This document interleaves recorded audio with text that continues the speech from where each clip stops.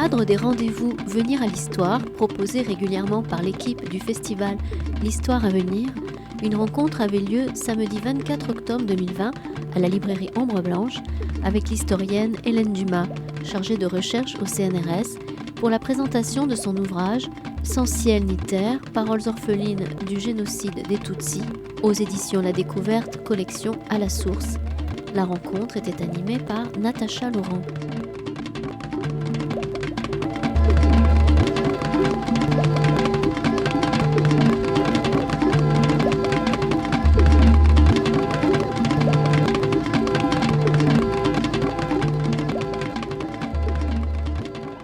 Bienvenue pour cette dernière rencontre de la ponctuation d'octobre de Venir à l'Histoire. Voilà, donc nous accueillons pour terminer cette ponctuation d'octobre Hélène Dumas, qui est historienne du Rwanda. Dans un instant, on va parler de son dernier livre. Mais avant de commencer, je voudrais, au nom d'Hélène et en mon nom, saluer la mémoire de Samuel Paty, saluer le courage de ce collègue, professeur d'histoire-géographie, assassiné le 16 octobre dernier. Son professionnalisme, sa générosité, son dévouement nous obligent et notre engagement, qui était le sien, reste intact. Transmettre des savoirs critiques pour permettre à chacun de devenir un citoyen éclairé, libre et tolérant. Donc nous apportons toutes et tous un soutien fervent à nos collègues enseignants du primaire et du secondaire, et nous réaffirmons avec toutes nos étudiantes et tous nos étudiants, qui sont les futurs enseignants de la République, l'impérieuse nécessité de continuer, dans le respect des principes de la laïcité et de la liberté d'opinion, à transmettre l'histoire sans faux semblant ni concession, sans censure ni parti pris. Hélène, merci beaucoup d'être avec nous ce soir pour présenter donc ce dernier livre, Sans ciel ni terre, le sous-titre « Paroles orphelines du génocide des Tutsis, 1994-2006 ». Vous êtes donc chargée de recherche au CNRS et le premier livre portait sur le génocide. Vous êtes une des grandes historiennes de ce cataclysme rwandais. Le génocide au village, le massacre des Tutsis au Rwanda, c'était au Seuil, et celui-ci, c'est à la Découverte, donc tout récent qui vient de sortir, dans une collection très particulière, dont on reparlera sans doute, Hélène. Donc ce livre, qui vient tout juste de paraître, qui a l'honneur d'une belle demi-page dans le monde des livres de cette semaine. Alors peut-être pour commencer, Hélène, peut-être nous parler de l'origine du livre, parce qu'on va parler bien sûr de la forme, etc. Mais c'est une plongée à laquelle vous nous invitez avec votre écriture, on va en parler aussi. Vous nous emmenez dans un ensemble de documents très particuliers, et j'imagine que ces documents, ça a commencé par une rencontre. Enfin, il a fallu les trouver d'abord. Merci Natacha. Oui, c'est vraiment ce livre, il est véritablement né de la rencontre avec une série d'une centaine de petits cahiers d'écoliers sur lesquels étaient inscrits les récits de ces 105 orphelins du génocide des Tutsis. Et je les ai trouvés par hasard parce qu'au Rwanda, il y a une grande institution qui est en charge de l'histoire et de la mémoire du génocide qui s'appelle la Commission nationale de lutte contre le génocide. Mais cette institution n'a pas un répertorié toutes les archives. Il n'y a pas d'archives nationales en tant que telles qui centralisent toutes les archives liées au génocide. Par exemple, au Rwanda, elles sont très dispatchées entre différentes institutions. Et donc, c'est souvent le hasard de la rencontre en fouillant un certain nombre de ces lieux que l'on peut trouver ce type de source. Donc, c'est vraiment une rencontre au sens propre, vraiment due au hasard. Voilà, en rangeant cette bibliothèque de la CNSG où j'ai trouvé ces cahiers. La matérialité de ces cahiers, commençons par là. Ils sont 105, vous nous dites. Oui. Et ils ont quelle épaisseur? Ils se présentent sous quelle forme? À qui ils sont destinés, dans quelles conditions ils ont été écrits, voilà, toute cette contextualisation des documents d'abord. C'est très important d'essayer de se représenter à quoi ils ressemblent dans leur matérialité première. Ce sont de petits cahiers d'écoliers, comme on peut en trouver dans tous les commerces aussi ici, avec un papier assez fragile. Ils sont écrits souvent au stylo bille, voilà, dans des graphies très différentes. Parfois, on sent que les scripteurs ont pris soin d'aérer leur écriture. Voilà, l'écriture et la graphie est parfois très déliée, et parfois elle est heurtée, difficilement déchiffrable. Enfin voilà, donc il y a aussi cet aspect très, très physique de l'archive. Et j'ajoute qu'on y reviendra sans doute, mais les textes ont été écrits en Kinyarwanda, dans la langue qui est parlée au Rwanda, dans laquelle les jeunes gens ont été alphabétisés. Ils apparaissent d'abord sous cette forme quand je les trouve, et puis après je vois dans la manière des annotations qui sont faites sur les cahiers qu'ils sont issus d'un atelier d'écriture qui a été organisé par une grande association de rescapés du génocide qui s'appelle Avega. C'est l'association des veuves du génocide d'Avril. Il y a 2 grandes associations de rescapés au Rwanda, Ibuka et Avega. Et c'est Avega, les cadres locaux d'Avega, qui ont décidé, donc en avril 2006, de réunir une centaine d'orphelins du génocide qui résidaient dans la province de l'Est, donc qui recouvre plusieurs préfectures donc de l'Est du pays en 1994. Et ils ont écrit pendant 3 jours, accompagnés par un professeur en psychologie clinique à l'Université nationale du Rwanda, et ce qu'on appelle aussi au Rwanda les conseillers en traumatisme, c'est-à-dire ces psychothérapeutes formés de manière assez brève, mais qui ont une longue expérience de l'accompagnement des rescapés du génocide et de leur souffrance psychique. Donc voilà un peu les conditions dans lesquelles ils ont été écrits. Et la période dans laquelle ces cahiers ont été rédigés n'est pas indifférente, parce qu'on est en avril. Avril, c'est le mois de la commémoration du génocide au Rwanda, et c'est le mois où s'égrènent toutes ces commémorations, à la fois à l'échelle nationale et à l'échelle locale, où sont revécus, au sens vraiment propre du terme, les souvenirs du génocide. Donc je crois aussi que la période dans laquelle les scripteurs se sont penchés sur leur cahier est aussi une période qui a permis qu'ils écrivent au présent leurs souvenirs du génocide. Et puis 2006, c'est aussi une période au Rwanda où viennent de débuter les procès Gacaca, ces procès qui se tiennent de colline en colline pour juger la masse du contentieux lié au génocide. Donc ça crée des conditions de sécurité très précaires pour les rescapés à cette période. On va reparler justement de tout ça, c'est Gacaca justement, puisque c'est très très particulier, mais peut-être rappeler, puisque là on a des paroles d'enfants, on va en reparler aussi, c'est important, rappeler que c'est donc entre la mi-avril et juillet 1994 que 1 million de Tutsis ont été assassinés, ce qui représente à peu près, vous le dites, 3/4 de la population en moins de 3 mois. Donc ces 105 témoignages, ça, est-ce que vous pourriez aussi nous expliquer, parce que c'est en 2006 qu'ils sont écrits, c'est donc 12 ans après, quel âge ont ces protagonistes quand ils écrivent, et de quoi se souviennent-ils, de quelle partie de leur enfance? Comment vous l'avez, vous, appréhendé en tant qu'historienne? Effectivement, il fallait prendre en compte la distance qui séparait l'événement vécu de la prise d'écriture. Aujourd'hui, c'était un réflexe de critique essentiel, évidemment. Donc ils avaient entre 18 et 24 ans quand ils ont écrit, et donc la majorité d'entre eux avaient entre 8 et 12 ans pendant le génocide.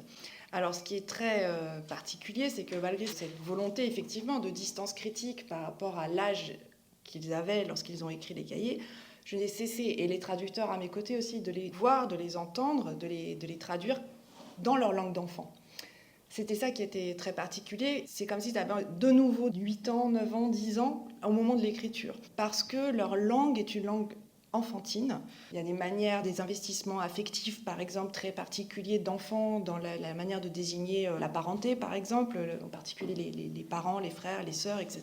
Des étonnements d'enfants, des restitutions de scènes d'enfants. Par exemple, je pense à je crois que c'est une petite fille, elle était petite fille en 94, qui raconte qu'après la mort du président Habyarimana le 6 avril, alors que les massacres commencent, tous les oncles et tantes se rassemblent dans une seule et même maison, et qu'elle est contente de retrouver les cousins, les cousines, et que voilà, donc il y avait toutes ces restitutions, voilà, de réactions d'enfants qui faisaient véritablement de ces textes des textes d'enfants. Et par ailleurs, les scripteurs ne cessent de se désigner comme des enfants, alors qu'en Kinyarwanda, il y a les ressources sémantiques existantes, pour dire jeune homme ou jeune femme, mais ils sont toujours des enfants. Ils se désignent toujours comme des enfants, si bien qu'on a du mal à ne pas les percevoir, à ne pas les lire comme des enfants. Alors, votre do suit un plan qui est finalement le plan des cahiers, oui. Hélène, si j'ai bien compris. Peut-être que vous pouvez nous expliquer ces 3 temps, finalement, de l'écriture des scripteurs que vous reprenez en tant qu'historienne pour les présenter. C'était une consigne de l'association Avega qui avait essayé de guider un peu cet exercice d'écriture qu'il soupçonnait difficile et qui l'a été, d'un point de vue évidemment psychique. Et donc du coup, c'est très simple, c'est la vie d'avant, la vie de pendant le génocide et puis l'après-coup. Alors ces scansions, elles sont largement subverties dans les récits. Par exemple, il y a un petit garçon qui commence son texte par la vie d'après. Ou bien à un moment, il y en a un qui ne peut pas finir en fait. Il achève son texte sur le moment où il est blessé, où il perd connaissance et il ne peut pas écrire l'après-coup. Voilà, donc il y a une véritable prise d'autonomie aussi des scripteurs, un investissement très, très fort dans leur texte, qui parfois ils appellent leur cahier leur livre. Et ils demandent à ce que ce livre, comme ils disent, soit vendu sur les étals de marché pour que leur descendance et le monde entier sachent ce qui s'est passé au Rwanda en 1994. Donc il y a une affirmation, une autonomie dans la prise d'écriture qui est vraiment marquée dans les textes. Comment vous avez... Parce que je précise pour le public, ça n'est pas du tout un recueil de textes que vous nous proposez. C'est une forme très particulière parce que ce sont des témoignages que l'on lit, puisque vous nous proposez des extraits, mais vous les construisez, vous les montez, si on parlait un langage de cinéma, vous les montez. Donc il y a aussi votre écriture, et finalement, c'est grâce à vous qu'on entre dans cette écriture-là. Donc moi, j'aimerais que vous nous parliez aussi de ce travail que vous avez fait, vous, de choix, d'agencement, de montage, qui doit être très compliqué. Oui, il faut faire des choix, parce que le corpus, dans son intégralité, il est beaucoup trop important. Il y avait 2000 feuillets en Kinyarwanda, donc en français, ça représente à peu près 700 pages de témoignages. C'était évidemment pas publiable sous cette forme. Donc on ne pouvait pas les publier tels quels, d'autant que, parfois, comme c'est des récits qui sont écrits vraiment à l'échelle des familles, à l'échelle vraiment des collines, il fallait restituer pour le lecteur toute une géographie, des paysages, une langue, une vie matérielle aussi qui n'est pas forcément connue ici, familière du public français. Donc ça aurait nécessité un travail différent de celui que j'ai proposé ici, c'est-à-dire véritablement une histoire du génocide à partir de leurs témoignages. Tout est construit autour de ces récits, y compris le plan. Et je l'ai organisé comme une forme de marqueterie en fonction des thèmes qui revenaient de manière récurrente dans les cahiers. Par exemple, dans la grosse partie du milieu sur le génocide lui-même, il m'a semblé qu'il était important de restituer ce que j'ai appelé les écosystèmes de la survie, c'est-à-dire les espaces traversés par les enfants pendant le génocide, les marais, etc. Et j'avais aussi été très surprise en lisant les textes par la présence très importante des animaux. Et chaque thème en fait qui est évoqué dans le livre est vraiment quelque chose qui revient de manière récurrente dans les textes. Voilà, ce qui est aussi un peu une gageure quand on écrit sur l'histoire du génocide des Tutsis ici, c'est que c'est encore un événement qui est pas très bien connu, qui fait encore l'objet de préjugés, de présupposés. Donc c'était important aussi de pouvoir mettre à disposition ces textes en guidant le lecteur par ma propre écriture. Et ça, c'est effectivement formidable. Je trouve que c'est une très grande leçon d'écriture de l'histoire, parce qu'en fait, vous nous proposez parfois des extraits assez courts, parfois des extraits beaucoup plus longs de ces cahiers, et en même temps, le lecteur est toujours guidé par votre connaissance incroyablement précise du génocide. Et donc, c'est très curieux comme livre, parce qu'il y a plein de notes. Mais ça, c'est formidable que l'éditeur ait accepté ces notes, parce que pour celui qui veut aller vérifier, suivre, aller au-delà, etc., les notes sont là, mais en même temps, elles ne gênent absolument pas la lecture qui est totalement fluide. Et vous nous accompagnez, et justement, vous contextualisez avec une précision infinie. Et du coup, on comprend que ces textes, si vous nous les aviez livrés sans ce montage-là, seraient restés très loin de nous. Voilà.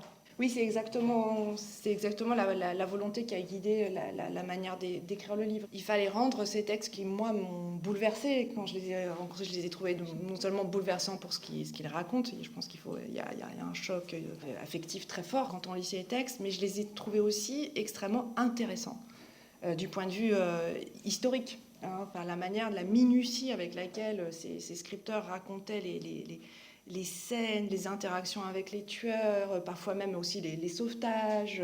Et puis il y avait beaucoup d'informations sur l'après-coup où on se rend compte que le génocide, pour eux, n'a pas pris fin au moment où le FPR a pris Kigali le 4 juillet, mais que ça dure infiniment plus longtemps. Et cette plongée dans la subjectivité de ces enfants, il y avait une valeur, si vous voulez, heuristique très, très importante dans ces textes. Et il fallait pouvoir la faire ressortir pour un public qui peut-être ne l'aurait pas perçu de prime abord. Donc voilà pourquoi j'essaye de tenir le lecteur un peu par la main pendant tout le cours du livre. Est-ce qu'on pourrait parler de la langue? Parce que vous avez dit tout à l'heure que c'est du Kinyarwanda, donc c'est vous qui l'avez traduit. Et est-ce que vous pouvez nous parler de ce travail-là? Parce que c'est pas non plus très fréquent de rencontrer des historiens qui font aussi ce travail-là, qui sont aussi traducteurs de leurs propres matériaux.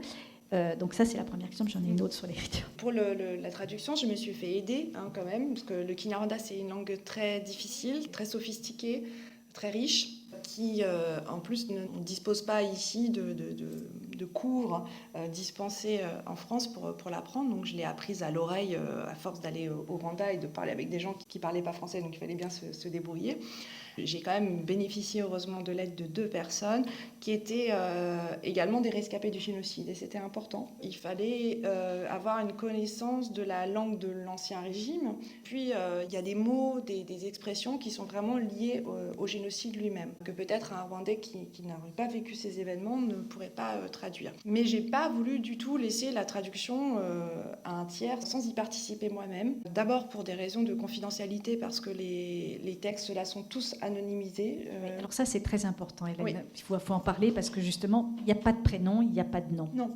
Alors, c'est une volonté de ma part. J'ai trouvé les cahiers, mais je n'ai pas encore retrouvé les auteurs de ces cahiers. Certains écrivent en 2006, je veux bien que mon texte soit publié, d'autres non. Mais entre 2006 et aujourd'hui, même ceux qui étaient d'accord en 2006, ils ont pu changer d'avis. Donc je me suis dit, je vais anonymiser tout le monde. Donc qui sont cachés derrière des codes. Voilà. C'est pour cette raison aussi que je ne les ai pas encore rencontrés. Et j'aimerais bien, justement, pour ces questions de lever ou pas de l'anonymat, pouvoir les retrouver lors d'un prochain séjour au Rwanda. Je l'ai dit dans l'introduction, mais ce qui m'a gênée, c'est pas tant d'anonymiser les auteurs des textes, mais plutôt les noms des disparus. Et c'est pour ça que j'ai pas pu retranscrire dans le livre ces longues listes de morts, en fait, parce qu'il y a les noms, et ça, je ne pouvais pas les grimer, les changer. Et c'est pour cette raison aussi que je veux les retrouver. Il n'y a que les sauveteurs pour lesquels j'ai gardé le nom, en m'assurant que c'était des noms suffisamment communs pour que ça ne dévoile pas l'identité des enfants qui avaient écrit. Ça, c'est aussi intéressant parce qu'en histoire, on est toujours extrêmement précis sur les noms, sur les lieux, etc. Et là, vous prenez ce parti destiné à protéger finalement les sources. Ouais. Et on n'est jamais perdu. C'est assez extraordinaire. On n'est jamais perdu en vous lisant, alors qu'effectivement, on n'a pas de prénom, on n'a pas de nom, mais on vous suit et on suit ces enfants, ces récits sans aucune difficulté. C'est vraiment d'une fluidité incroyable alors qu'on n'a pas les noms. Voilà, c'était la question de l'anonymat que je voulais vous poser. Je vais revenir sur la traduction peut-être. Oui. Mais 2 personnes à mes côtés et j'ai eu de la chance parce que c'est des personnes qui connaissaient très bien leur propre langue, le Kinyarwanda, mais qui n'avaient pas un niveau de français très élevé, donc qui ne parlaient pas un français extrêmement châtié. Et c'est exactement ça qu'il fallait pour l'exercice, c'est-à-dire que quand, par exemple, Émilienne, qui est une des femmes qui m'a aidée à traduire, elle ne trouvait pas l'équivalent en français parce qu'elle n'était pas ses ressources sémantiques premières, soit par périphrase ou bien parfois par geste aussi. Elle me mimait la signification d'un verbe, ou bien parfois ça nous a demandé pour traduire un seul mot, peut-être 10 minutes pour un seul mot, parce qu'on voulu vraiment trouver le plus proche en français, mais en gardant une traduction française qui soit au plus près de la langue originale. L'exercice de la traduction, il est donc un mélange entre mon Kinyarwanda, qui a beaucoup aussi progressé du coup dans cet exercice, et le français de Gervais et Émilienne qui m'ont beaucoup aidé, mais on a vraiment traduit ensemble. Je posais des questions peut-être qui leur paraissaient un peu brutales dans leur naïveté sur les termes qui étaient employés, par exemple, pour désigner les mises à mort, mais parce qu'il fallait se représenter exactement pour pouvoir le traduire en français, ce qu'avaient été ces gestes. Alors il y a deux autres mots là qui me reviennent et sur lesquels vous insistez. D'abord dire que le génocide, il n'y a pas de mots, c'est ça, oui. Si j'ai bien compris. En Kinyarwanda, non. Voilà, il n'y a pas de mot pour dire génocide. Au début, oui. En 94, il n'y avait pas de mot. Et donc maintenant, il y a deux mots et vous expliquez ensuite ce qu'ils veulent dire. Et il y a au contraire un mot en français qui, en Kinyarwanda, peut s'exprimer de façon très différente, c'est le viol. Oui. Il y a un passage notamment dans l'après-coup, un long récit d'une petite fille qui raconte qu'elle elle retrouve une sœur, et une sœur qu'elle retrouve dans un état de délabrement physique avancé. Et donc sa cousine lui dit ta sœur, ils l'ont libérée. Alors, c'est le terme en Kinyarwanda. Kuhoza, c'est le verbe qui veut dire libérer. Et pendant le génocide, ce terme renvoyait au viol des femmes. Mais l'enfant raconte que dans son économie psychique, elle ne comprend pas, parce qu'elle a été protégée aussi pendant le génocide par un ami de son père, donc elle pense aussi qu'elle a été libérée. Voilà. Et donc elle dit, mais ma soeur a été libérée, mais moi aussi j'ai été libérée. Et elle finit par comprendre ce que recouvre ce terme libéré, puisque sa soeur, en fait, meurt des suites de son viol, et donc elle se retrouve... Elle dit elle-même qu'elle est inshike. Inshike, ça veut dire amputée des membres de sa famille. Et normalement, c'est un terme qui est plutôt employé pour désigner les pères et les mères qui ont perdu toute leur descendance. Le Kinyarwanda, de ce point de vue-là, était important à restituer parce que certains actes très, très particuliers, comme les viols, ont été désignés eux aussi de manière particulière. Et par exemple, il y a un petit garçon qui raconte aussi le viol de sa mère et il va pas utiliser gufata kungufu, c'est-à-dire prise par la force, qui veut dire le viol, mais ibiam furambi, qui est un terme qui euphémise un petit peu, mais de manière respectueuse, parce qu'il ne peut pas énoncer que sa mère a été violée. Donc voilà, donc tout ce travail sur la langue, il a été important aussi pour ça, pour essayer de voir ce qui se joue en termes d'investissement affectif, de respect aussi pour les disparus, lorsque les scripteurs décrivaient ce qui était arrivé en particulier à leur mère ou à leur tante ou à leur sœur. Et en vous écoutant là, on comprend parfaitement pourquoi la traduction ne pouvait être confiée à personne d'autre et pourquoi c'était vous, historienne, qui deviez absolument prendre en charge, avec bien sûr des conseillers, etc. Mais en fait, d'une certaine façon, le travail de traduction relève du travail de l'historienne. Tout à fait, parce que moi, les questions que je posais quand on travaillait avec Émilienne ou avec Gervais, c'était des questions de sciences sociales. Voilà pourquoi il faut qu'on décompose le mot, parce que moi, je veux absolument le traduire comme ça. Par exemple, dès qu'il y avait été question du viol, je disais quel mot exactement. Voilà. Et pareil pour le chagrin, pour les expressions de la douleur morale. Il y avait beaucoup de champs sémantiques sur lesquels il fallait contrôler parce que c'était des questions qui se posaient pour moi en historienne. Alors, il y a une dimension essentielle dans ce livre, c'est que le sous-titre, c'est « Paroles orphelines du génocide des Tutsis », mais « Paroles orphelines d'enfants ». Donc, c'est un livre qui restitue, ou en tous les cas, qui nous permet, nous, de regarder ce génocide, de le comprendre, de le découvrir à travers le regard des enfants. Alors, est-ce que vous pouvez nous parler de ça, Hélène ? Parce qu'à la lecture, il y a des thématiques qui m'ont semblé être, valorisées par le regard des enfants, ou en tous les cas, qui apparaissent de façon beaucoup plus nette parce que ce sont des enfants, justement. Alors, voilà, comment vous avez traité ça ? Qu'est-ce que vous y avez trouvé d'original par rapport à ce que vous connaissiez déjà de ce génocide ? Quelle spécificité, finalement ? Voilà, quelle est la spécificité du regard de ces enfants, sachant que vous ne pourrez peut-être pas généraliser, mais... Non, mais en tout cas, là, ce qui m'a frappé beaucoup, c'est leur souci du détail, y compris les détails les plus atroces dans leur description de ce qu'ils ont subi, vécu. J'avais jamais lu des textes aussi qui restituaient le génocide de manière aussi tragiquement vivante, quelque part. Parce qu'il y a dans leur expression beaucoup de descriptions sensorielles, par exemple. L'odeur, par exemple, est très importante, notamment, je pense à ces témoignages sur les survivants des églises et de l'église de Nyarugwe en particulier, où leur univers olfactif est saturé par l'odeur des corps en putréfaction, et ça revient de manière très, très forte dans le texte. Il y avait ça, il y avait l'ouïe, le toucher, les bruits, les sons, vous parlez beaucoup de ça. Voilà, et je trouvais qu'ils étaient très attentifs à la description de tout ça.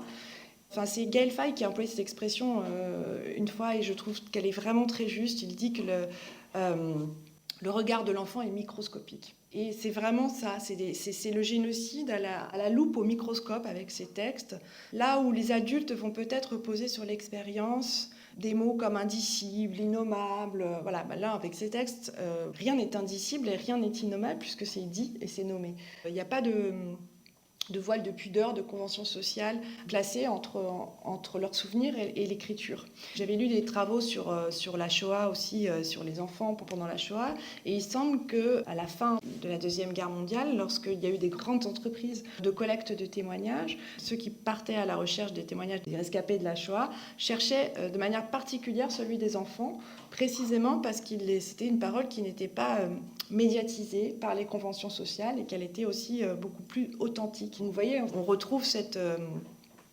attachement aux descriptions enfantines d'un génocide à l'autre. Puis alors pour les enfants, on va dire il y a d'autres dimensions qui ressortent plus et qui tiennent aussi à l'environnement dans lequel ils étaient. Tout ce que vous expliquez au départ et tout ce que eux racontent sur l'école et sur le rôle de l'école, c'est glaçant. Oui, alors là, c'est véritablement leur première expérience de la violence raciste. C'est l'école. Parce qu'au Rwanda, les régimes post-coloniaux se sont organisés autour d'une institutionnalisation du racisme et de la discrimination des Tutsis.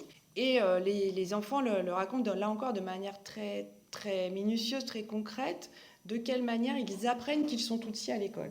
On leur assigne une identité raciale dont ils ne connaissent rien par l'école parce que à l'école s'opèrent des recensements ethniques. Chaque enfant doit se lever avec son groupe ethnique. Mais bien souvent, lorsque c'est la première fois, les enfants racontent qu'ils sont levés avec les Hutus parce qu'ils sont levés avec la majorité.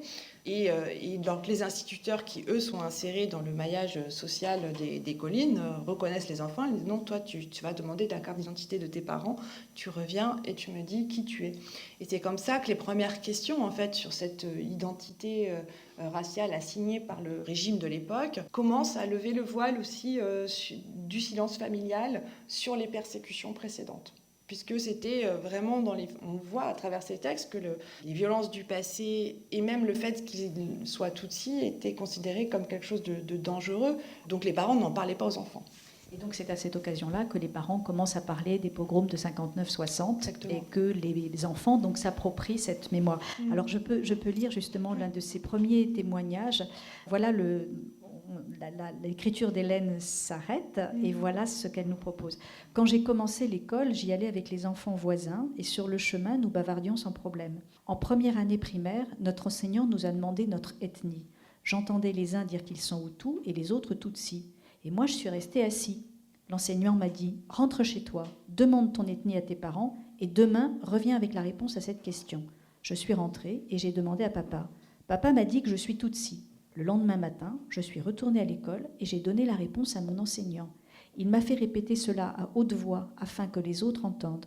À partir de cet instant, j'ai perdu l'estime de mes camarades qui me répétaient sans cesse que j'étais Tutsi et que c'était la raison pour laquelle je n'avais pas de force. C'est le début de la séparation de cette population. Oui, ce qui est intéressant, c'est qu'ils restituent leurs incompréhensions de l'époque. Parce que c'est aussi un pays où il y a une culture religieuse catholique en particulier très forte. Et lorsqu'ils vont au catéchisme, on leur apprend que Dieu a créé l'homme et la femme, mais pas les Hutus et les Tutsis. Et ce qu'ils reçoivent comme assignation identitaire à l'école, qui est censée aussi être une institution d'enseignement, est en complète contradiction avec les enseignements de la Bible. Et ils restituent cet arbitraire, en fait, de ces assignations raciales dans une société où, il faut quand même le rappeler, les gens parlent la même langue, partagent les mêmes territoires depuis des siècles et ils vont ensemble prier à l'église. Donc voilà, il n'y avait pas de raison pour que ces enfants, avant que l'institution ne les assigne comme Tutsis, voient une quelconque différence, en fait.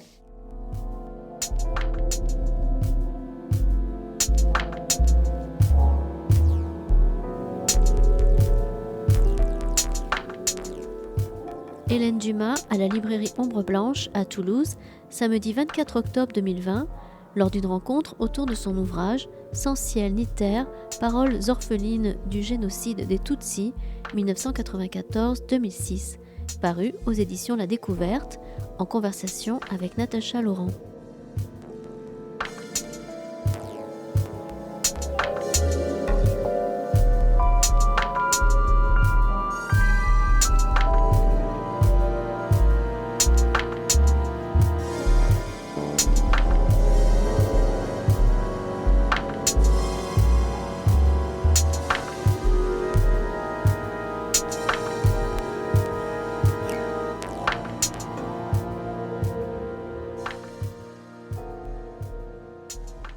Alors, si on continue toujours sur le regard des enfants, il y a aussi quelque chose qui, moi, m'a beaucoup touchée. C'est le début de la deuxième partie que vous appelez séparation. Et en général, c'est la séparation du père. C'est le père le premier, c'est la première figure qui disparaît de l'environnement des enfants. Mais ce que vous expliquez bien et ce qu'on sent du coup dans les textes que vous choisissez, c'est que en 94, donc l'assassinat de Habyarimana est saisi par les enfants à travers l'inquiétude des parents. C'est le regard des parents qui est donc le premier filtre, qui est un filtre tellement important, je trouve, qu'on sent parfaitement dans les textes. Ils le disent, ils l'expriment de manière assez nette. C'est le visage de mon père, le visage de ma mère s'est assombri, ou le visage d'une tante qui s'est mise à pleurer. C'est par l'expression d'inquiétude et de frayeur des adultes que les enfants comprennent que quelque chose d'anormal est en train de survenir. Et par exemple, je cite une enfant qui dit « J'avais toujours cru mon père invincible, et là, je l'ai vu pleurer ». Et donc, cette manifestation d'impuissance du père, tout d'un coup, c'est le monde en fait, de l'enfance qui commence à s'effondrer par les larmes du père. C'est exactement là-dessus que je voulais enchaîner, c'est-à-dire l'impuissance des futures victimes à laquelle répondent des manifestations systématiques d'intimidation des Hutus. Mais tout ça est vu effectivement à travers les réactions des parents. Alors il y a aussi quelque chose d'extrêmement important que l'on comprend, c'est... et les enfants occupent une place essentielle dans ce dispositif-là, c'est qu'ils sont une étape extraordinairement importante dans la filiation et que le génocide donc détruit systématiquement les filiations. Oui, je pense que c'est vraiment le trait commun à tous les génocides, c'est la rupture de la filiation, le massacre systématique des enfants. Et donc au Rwanda, pendant le génocide des Tutsis, les enfants et les familles ont été une cible particulière des tueurs. Et d'ailleurs, ils représentent la majorité des victimes du génocide étaient des enfants de moins de 15 ans. Et donc il y a cette volonté de rompre la filiation qui est tout à fait nette.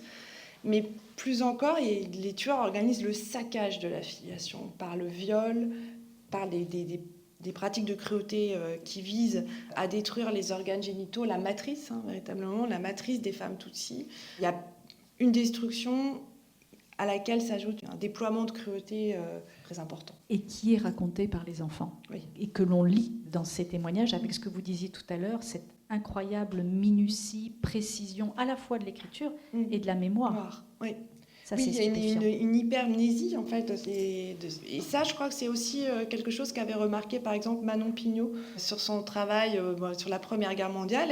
Parfois, elle est interrogée des personnes qui étaient très âgées pour recueillir leurs souvenirs de la Première Guerre mondiale. Et elle était aussi frappée de l'hypermnésie des souvenirs d'enfance. Justement, puisqu'on parle de cette hypermnésie et de cette hypermnésie des images insoutenables, enfin de scènes absolument insoutenables. Alors là, c'est vous que je vais lire, Hélène, parce que vous posez la question qu'on a envie de vous poser, évidemment. Pour autant, donner à lire ces récits où les enfants font face au réel de la mort ne va pas de soi. Rédigés avec une économie de mots frappante, presque désaffectée, ils organisent un retour non médiatisé au cœur des scènes de massacre. La minutie descriptive des théâtres de la cruauté, c'est mis entre guillemets, convoque inévitablement chez le lecteur les images insoutenables de scènes susceptibles de paralyser toute forme d'analyse critique. A-t-on le droit de lever le voile sur de telles scènes ? A-t-on le droit d'ajouter un mot et d'exercer son métier d'historienne ?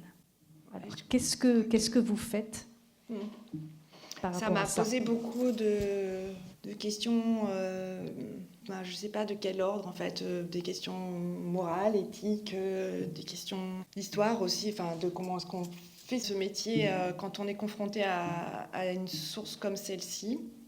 Est-ce qu'on dit, est-ce qu'on ne dit pas ? Voilà, ça n'a aucun caractère d'évidence, et je crois que ça n'avait aucun caractère d'évidence non plus de les donner à lire.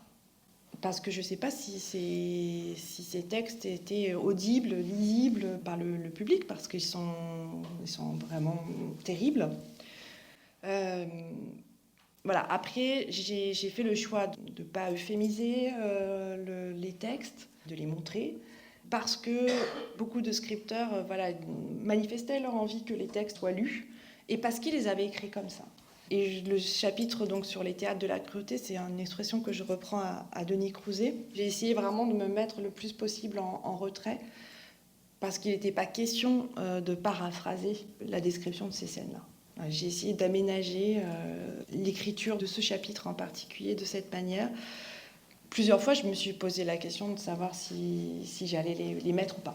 Et en même temps, moi j'ai le sentiment en vous lisant que ça aurait été impossible sans votre accompagnement minutieux. C'est-à-dire que donner à lire de façon brute ces témoignages à des lecteurs qui ne sont pas aussi informés que vous du sujet, je pense que c'est littéralement impossible et c'est insoutenable. Alors que là, on parvient à les lire parce que vous nous accompagnez et parce que vous nous tenez la main et que vous nous expliquez ce que ça veut dire et qu'il y a toute une série de précautions et que cette mise à distance, elle fonctionne pour le lecteur.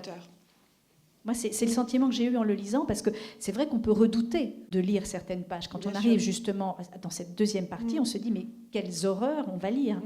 Et on arrive à les lire parce que justement, vous êtes là en permanence. On est constamment accompagné.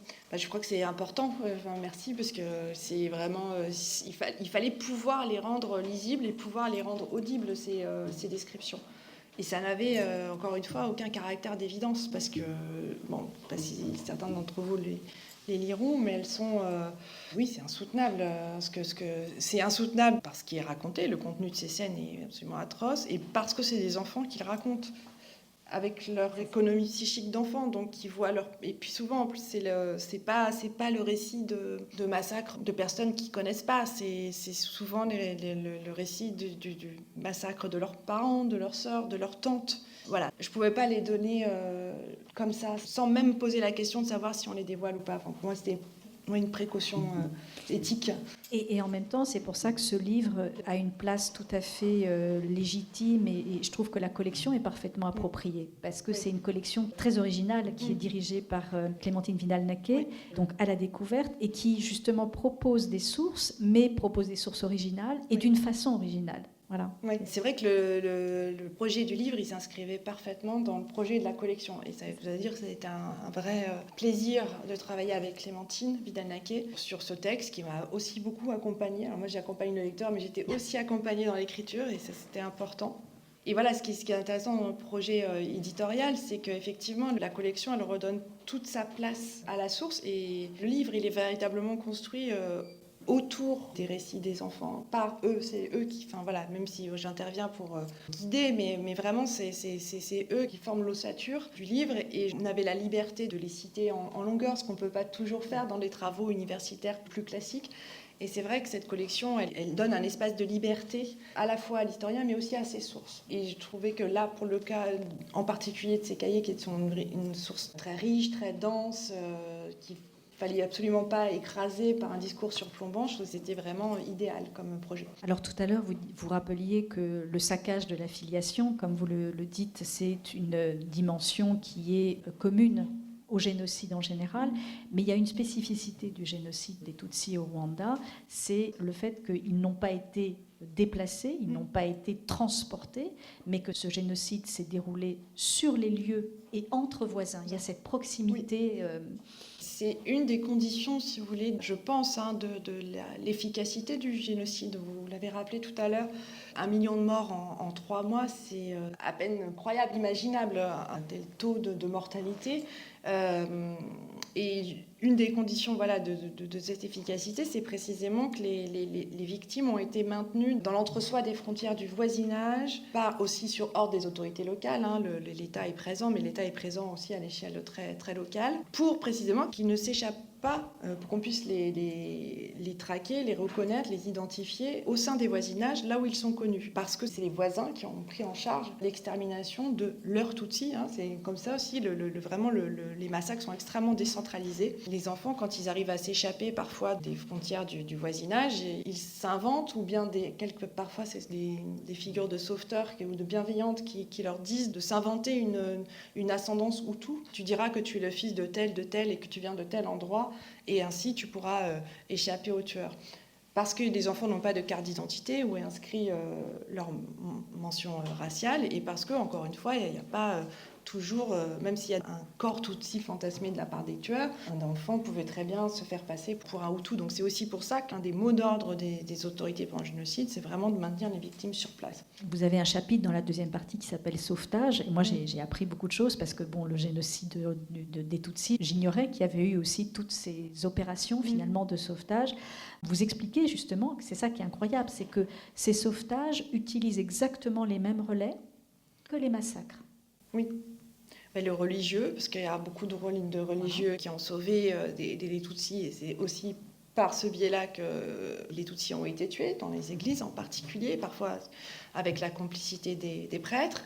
Le voisinage, puisque c'est un voisin qui sauve. Alors, c'est dans des conditions extrêmement difficiles, comme on peut l'imaginer, puisque dans la même famille, il y a le père, parfois, enfin le couple qui décide de sauver les enfants, de les nourrir et de les cacher, mais le fils, lui, est dans les bandes de tueurs, donc dans des habitats où des familles vivent nombreuses. Donc c'est compliqué. Voilà, c'est exactement les mêmes relais, ce qui rend le sauvetage très, très, très difficile. Et très aléatoire, parce qu'il y a plusieurs récits où on voit que c'est extrêmement complexe. Évidemment, c'est totalement incertain. Et c'est au gré des rencontres, des possibilités. Voilà. C'est pas une personne, sauf la femme dont je raconte l'histoire, que j'aime beaucoup, qui va sauver une petite fille vraiment. Enfin, elle a déjà bénéficié d'une complicité antérieure pour pouvoir arriver chez cette femme. Mais c'est vrai que c'est vraiment parfois un petit geste de secours, un mensonge sur sa généalogie pour pouvoir passer les barrières. Ça peut être aussi de récupérer un nourrisson dans un charnier. Et puis il y a multiples gestes secourables qui sont posés à un moment de l'itinéraire. Mais c'est effectivement très, très précaire. Et alors la dernière partie, c'est l'après. C'est l'après-génocide. Et vous nous prévenez tout de suite d'entrée de jeu, inutile d'espérer ici une fresque héroïque de résilience. Donc voilà, on est prévenu. Donc il y a plusieurs moments dans cet après. Il y a parfois le retour. Dans les ruines. Dans les ruines, parce qu'évidemment, les enfants découvrent quelque chose qui est profondément bouleversé. Il n'y a plus de maisons en fait. Les maisons des Tutsis, les biens des Tutsis ont été rasés, les vaches avaient été abattues, les récoltes ont été saccagées. Donc ils retournent dans un paysage bouleversé. Et j'ai repris le titre du chapitre, reprend encore une fois une phrase récurrente dans des cahiers. Ils disent « Nous sommes rentrés dans nos ruines ». Et il n'y a plus rien. Ils reconnaissent, même le paysage, c'est vraiment terrible. C'est que il y a plus rien. Je sais pas, c'est le vide absolu. Leur monde est devenu étranger. Ils le disent. Il y a le retour parfois, alors parce qu'il y en a qui sont partis au Burundi, etc., etc. Il y a autre chose, moi, qui m'a beaucoup frappée dans cet après. Est-ce que justement, ça ne serait pas une des dimensions aussi de cette vision enfantine des choses? Il y a une très très grande attention au corps après, au retour, et aux gestes de ceux qui les ramènent finalement vers la vie, puis vers l'humanité aussi. Oui, ça c'est des passages assez touchants. Par exemple, quand ils sont récupérés par les soldats du Front patriotique rwandais, ils disent ces gens nous ont lavés, nous ont nourris, nous ont soignés, et ainsi nous sommes redevenus des hommes.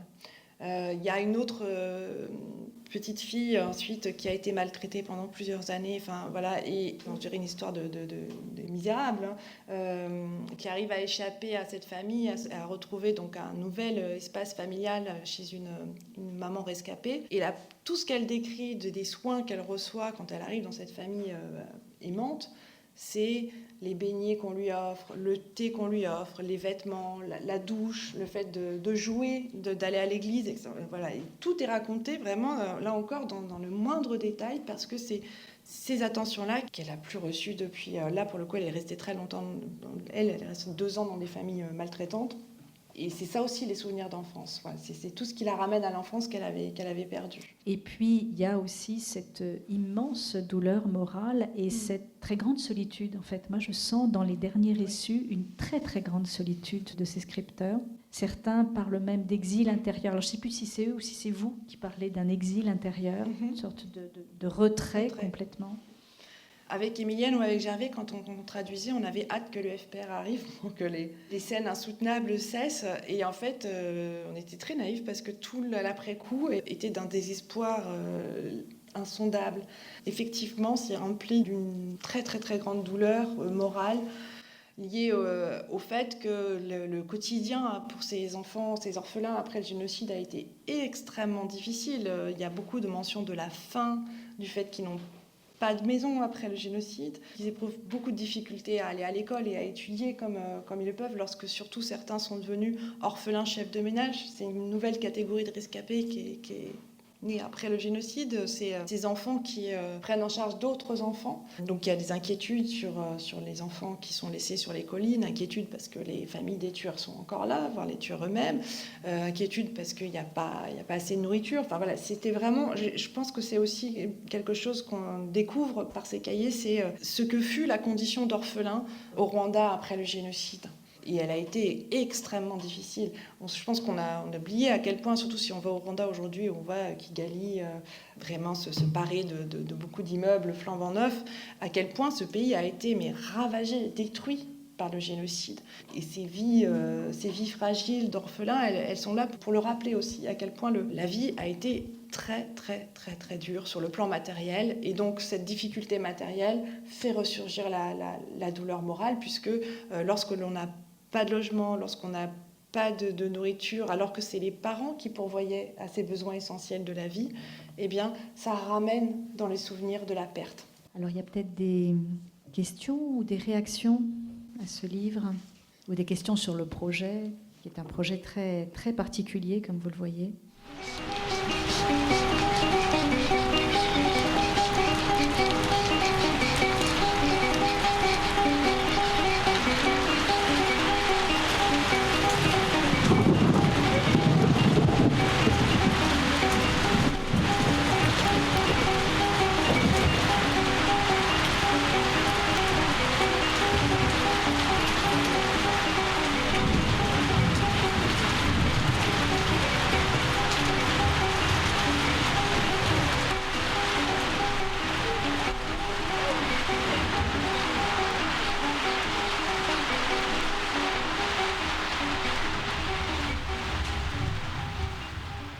Quand ils écrivent en 2006, ils s'écrivent comme des enfants, c'est-à-dire qu'ils disent « moi, je suis un enfant ». Il y a beaucoup de mentions de « moi, je suis un enfant, je n'ai plus personne ». Alors ils se décrivent encore eux-mêmes comme des enfants. Donc ça, alors qu'ils ont 23 ans. Voilà, et je pense que c'est ça qui interroge Charles-Henri. Voilà. Est-ce que dans les accompagnateurs, est-ce qu'on leur a demandé de se transporter ?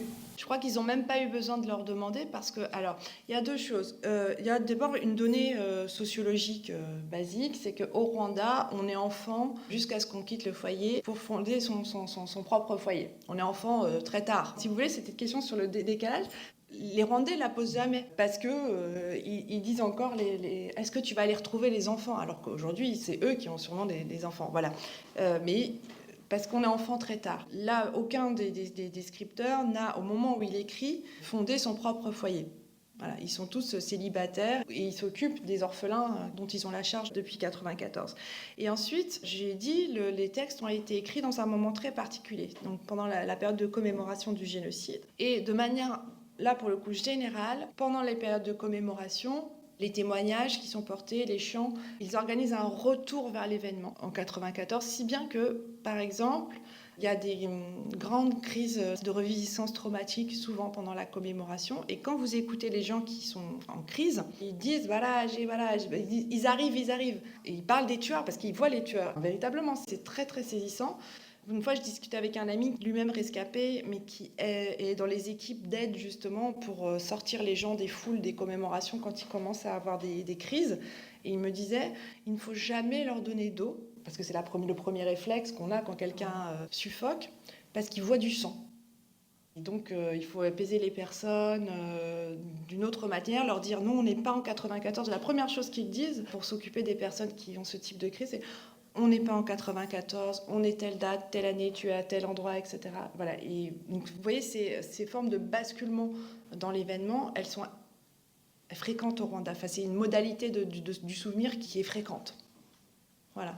Et donc, je pense que ces enfants, on n'a pas eu besoin de leur dire, juste raconter, et ils étaient déjà, ils ont basculé dans l'événement, et au moment où ils écrivent, ils sont encore dans le génocide. Parce que beaucoup disent, ils n'ont plus de maison, encore en 2006, il y a les procès Gacaca, donc la justice qui a ramené les tueurs sur les collines, et qui fait évidemment par les procès revivre le souvenir du génocide. Donc ils ne sont pas encore sortis du temps du génocide quand ils écrivent.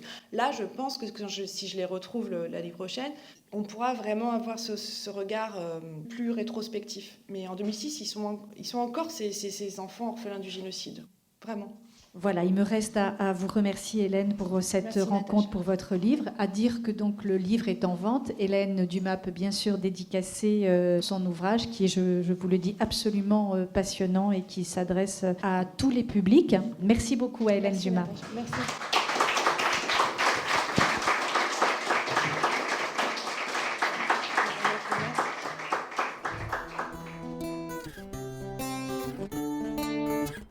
Il s'agissait d'une rencontre avec l'historienne Hélène Dumas autour de son ouvrage Sans ciel ni terre, paroles orphelines du génocide des Tutsis, 1994-2006, publié aux éditions La Découverte.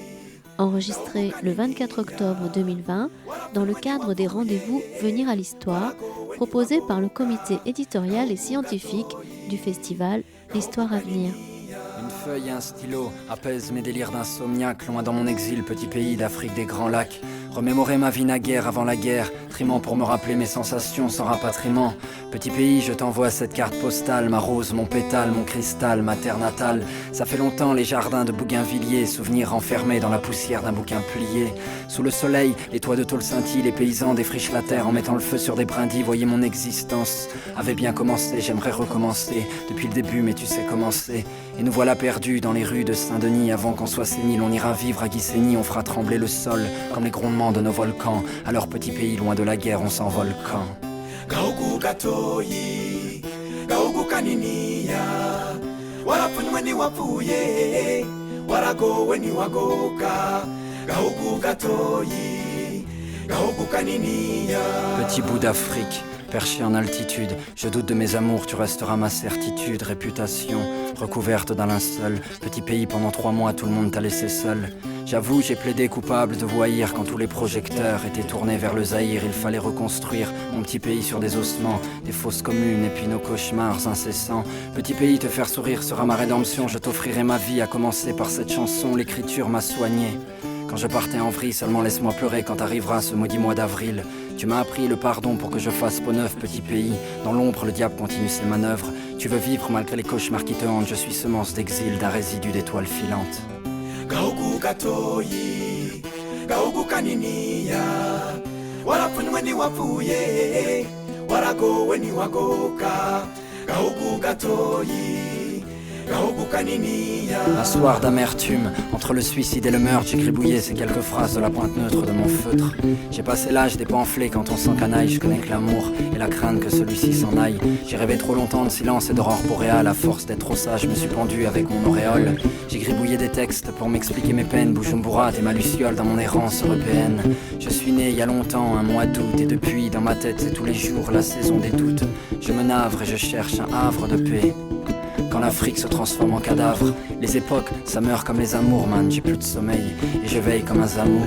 Laissez-moi vivre, parole de misanthrope. Citez-moi un seul de rêve qui soit allé jusqu'au bout du sien propre. Gaugu gatoyi, gaugu kaniniya, warapunyweni wapuye, waragoweni wagoka. Petit pays, quand tu pleures, je pleure. Quand tu ris, je ris. Quand tu meurs, je meurs. Quand tu vis, je vis. Petit pays, je saigne de tes blessures. Petit pays, je t'aime, ça j'en suis sûr. Warapunyweni wapuye, waragoweni wagoka, gaugu gatoyi, gaugu kaniniya. Nikukomora murumusha wanje, gaugu gatoyi, gaugu kaniniya. Warapunyweni wapuye, waragoweni wagoka.